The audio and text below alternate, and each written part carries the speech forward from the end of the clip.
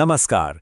चलिए आज छत्तीसगढ़ के इतिहास के एक ऐसे चैप्टर में चलते हैं जो न सिर्फ दिलचस्प है बल्कि मॉडर्न छत्तीसगढ़ की नींव भी रखता है।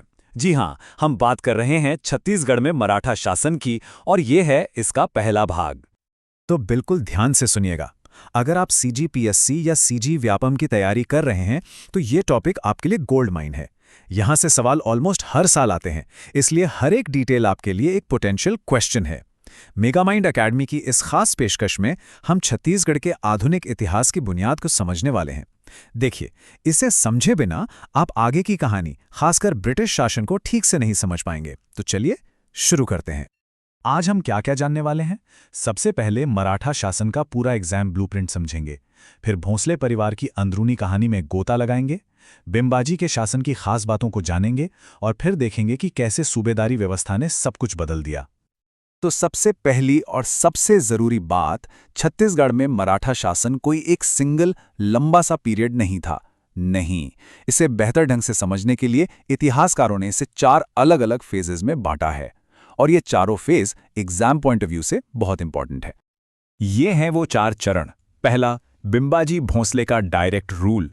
दूसरा, सूबेदारी सिस्टम, जहां सारा कंट्रोल नागपर से होता था। तीसरा, जब अंग्रेज सुपरिंटेंडेंट बनकर आए। और चौथा, जिलेदारी व्यवस्था, जब भोंसले परिवार को सत्ता तो वापस मिली लेकिन अंग्रेजों की निगरानी में। आज हमारा पूरा फोकस पहले 2 चरणों पर रहेगा। ठीक है, तो अब इस कहानी की शुरुआत कहां से हुई? चलिए इसकी जड़ तक चलते हैं। ये कहानी शुरू होती है नागपुर के शासक रघुजी प्रथम से। उनकी मौत के बाद परिवार में जो हुआ, उसी ने छत्तीसगढ़ में मराठा शासन की कहानी लिखी। देखिए, रघुजी प्रथम के 4 बेटे थे, लेकिन एक ट्विस्ट था, वो 2 अलग-अलग रानियों से थे। तो उन्होंने अपनी वसीयत में नागपुर की मेन गद्दी थी अपने बेटे जानोजी को और बाकी तीनों भाइयों को अलग-अलग इलाकों का रिप्रेजेंटेटिव बना दिया। जैसा कि आप देख सकते हैं, मुधोजी को चांदा, संभाजी को बरार और जो हमारे लिए सबसे जरूरी हैं, बिम्बाजी, उन्हें मिला छत्तीसगढ़। टेक्निकली राजा सिर्फ एक थे, जानोजी, लेकिन जैसा अक्सर होता है, 1755 में रघुजी प्रथम की मौत के बाद भाइयों के बीच इस बंटवारे को लेकर झगड़ा शुरू हो गया। मामला इतना बिगड़ गया कि पुणे में बैठे पेशवा को बीच में आना पड़ा, जिन्होंने रघुजी की वसीयत को ही फाइनल माना और सबको अपने अपने इलाके में जाने का हुक्म दिया। चलिए अब आते हैं हमारे मेन कैरेक्टर पर, बिम्बाजी भोंसले। पेशवा के फैसले के बाद उन्हें मजबूरन छत्तीसगढ़ आना पड़ा, पर सच कहूं तो वो यहां आना ही नहीं चाहते थे। उनकी दिलचस्पी तो नागपुर की हाई प्रोफाइल पॉलिटिक्स में थी और वो छत्तीसगढ़ को एक जंगल से ज्यादा कुछ नहीं समझते थे। और यही है वो सबसे इंपॉर्टेंट पॉइंट एग्जाम के लिए, इसे नोट कर लीजिए। बिम्बाजी आए तो थे नागपुर के राजा के रिप्रेजेंटेटिव बनकर, लेकिन उन्होंने यहां रूल किया एक इंडिपेंडेंट राजा की तरह। अपना दरबार बनाया, अपना रेवेन्यू कलेक्ट किया, अपनी ट्रीटीज साइन की। और मजे की बात यह है कि नागपुर ने उनके काम में कभी कोई दखल नहीं दिया। अपनी शुरुआती नाखुशी के बावजूद बिम्बाजी एक कमाल के रूलर साबित हुए। उन्होंने रायपुर और रतनपुर को एडमिनिस्ट्रेटिव रूप से एक किया, मराठी को ऑफिशियल लैंग्वेज बनाया और इंसाफ के लिए एक रेगुलर कोर्ट भी स्थापित की। इतना ही नहीं, उन्होंने रतनपुर का मशहूर राम टेकरी मंदिर बनवाया और विजयदशमी पर सोनपत्ती देने की परंपरा शुरू की, जो आज भी चलती है। और ये सिर्फ हम नहीं कह रहे हैं, उस वक्त के एक ब्रिटिश ट्रैवलर कोलब्रुक ने भी लिखा था कि बिम्बाजी का शासन लोगों के भले के लिए था और उनकी मौत से पूरे छत्तीसगढ़ को एक गहरा सदमा लगा। इससे आप उनकी पॉपुलैरिटी का अंदाजा लगा सकते हैं। 7 दिसंबर 1787, बिम्बाजी की मौत, और इसके साथ ही छत्तीसगढ़ में एक पावर वैक्यूम बन गया। इसके बाद जो हुआ वो किसी पॉलिटिकल थ्रिलर से कम नहीं था, जिसमें साजिशें थीं, महत्वाकांक्षा थी और त्रासदी थी। देखिए हुआ क्या, बिम्बाजी की कोई औलाद नहीं थी, तो उनकी विधवा आनंदीबाई, जो काफी एम्बिशियस थीं, उन्होंने कंट्रोल अपने हाथ में ले लिया। अपनी पकड़ मजबूत करने के लिए उन्होंने अपने भतीजे चिमनाजी को उत्तराधिकारी बना दिया।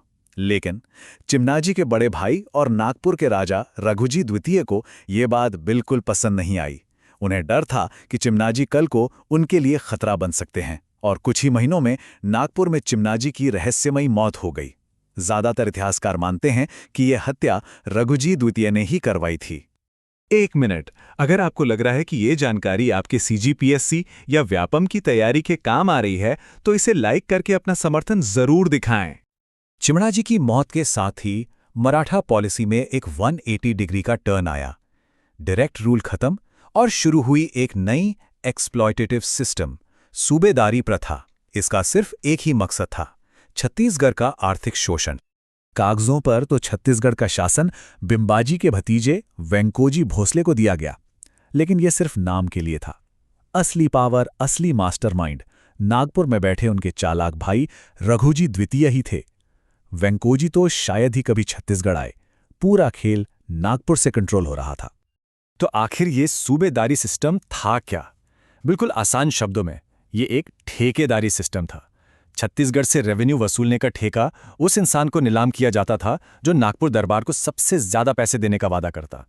सूबेदार कोई गवर्नर नहीं था, वो एक कॉन्ट्रैक्टर था जिसका काम जनता का भला करना नहीं बल्कि ज्यादा से ज्यादा पैसा कमाना था। तो चलिए अब कुछ मेन सूबेदारों और उनके कारनामों पर एक नजर डालते हैं। उनके टाइम में क्या क्या हुआ, ये एग्जाम में सीधे सीधे पूछ लिया जाता है।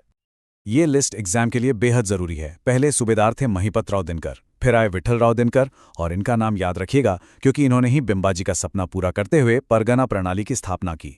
केशव गोविंद का कार्यकाल सबसे लंबा था और उन्होंने पिंडारियों से छत्तीसगढ़ को बचाया।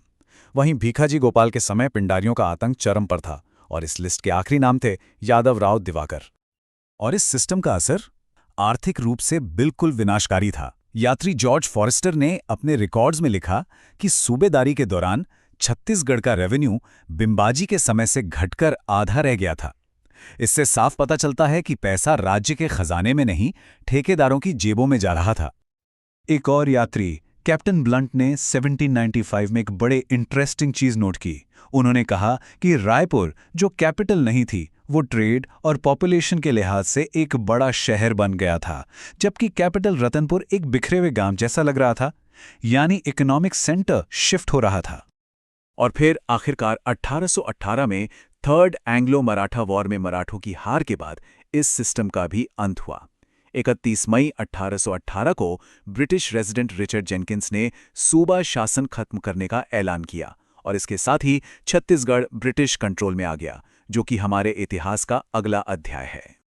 तो इस पूरी चर्चा के बाद एक बड़ा सवाल सामने आता है, आखिर छत्तीसगढ़ पर मराठा शासन का सबसे बड़ा, सबसे लास्टिंग इम्पैक्ट क्या था?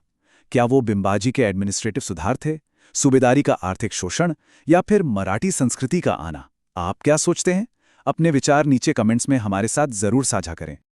हमारे अगले भाग में हम ब्रिटिश सुपरिंटेंडेंट पीरियड और जिलेदारी व्यवस्था की बात करेंगे, तो उसके लिए मेगामाइंड एकेडमी को सब्सक्राइब करना बिल्कुल मत भूलिएगा, ताकि छत्तीसगढ़ के इतिहास की इस यात्रा में हम सब साथ बने रहें। धन्यवाद।